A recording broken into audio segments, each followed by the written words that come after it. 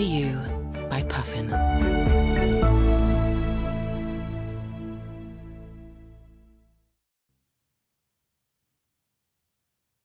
The Moonlighters by Lee Newbery.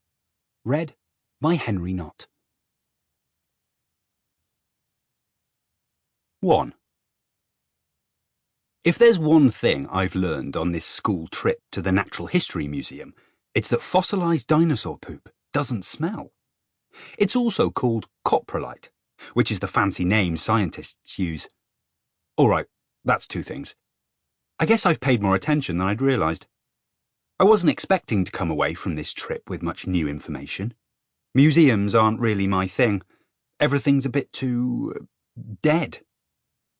The only reason I know all this stuff is because I've been dared to drop a nugget of coprolite into the hood of the ginormous coat Hayley Pritchard is wearing today.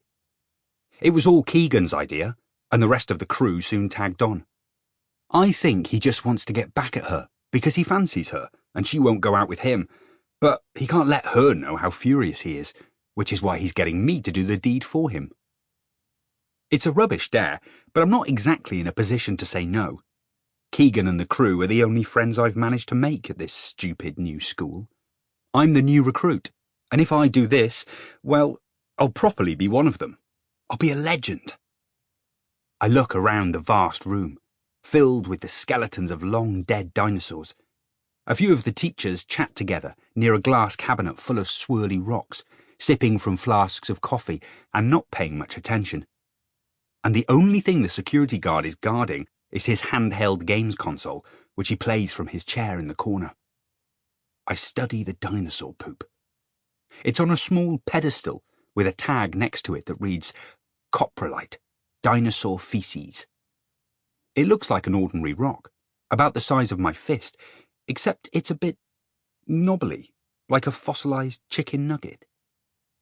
Did whatever dinosaur pooped this visit the drive-thru before they met their end? Just do it, whispers a voice in my ear. I turn and find Keegan standing behind me. He's got this ratty face, all pointy features and narrow eyes. What are you waiting for? A dino poo bag? Keegan sneers and glances over his shoulder. Behind him, the rest of the crew snicker on cue. No, I huff. I'm just waiting for the right moment. Well, don't wait too much longer, he warns. Remember last week when you chickened out of putting chewing gum on Mrs. Perrott's seat? We were so disappointed, weren't we, guys? The rest of the crew nod in agreement. We fancied a laugh, says Kaylee. And this museum is so boring, says Keegan. Who cares about all this dead stuff? Let's liven things up a bit. Huh? Get it? Liven things up a bit? Because everything in here is dead? The crew starts snorting hysterically, like a bunch of demented pugs. Okay, fine, I'll do it, I mutter.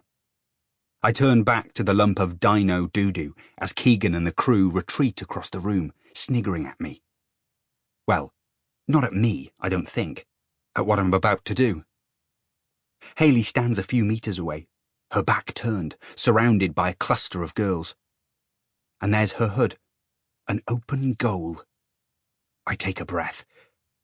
Don't do it, says a voice in my head. Mum and Dad would be so disappointed. And that's what seals it. Doing something bad is like getting back at them for what they've done to me. If my dad hadn't lost his job a few months ago, we wouldn't have had to move to this stupid old house in this ridiculously boring village in the countryside, where nothing ever happens except for prize-winning butternut squashes. I'd have been able to stay at my old school, where I definitely wouldn't be about to lob a lump of dinosaur poop into a popular girl's hood in order to impress my new mates. I reach out and pick up the coprolite. Okay. I'm holding a lump of dinosaur poop. Something that actually came out of a giant lizard's butt gazillions of years ago. I look around. The security guard is still playing his game. Hayley's back is turned, and the teachers, they're moving. Mrs. Perrott has finished her coffee, and now she's turning round.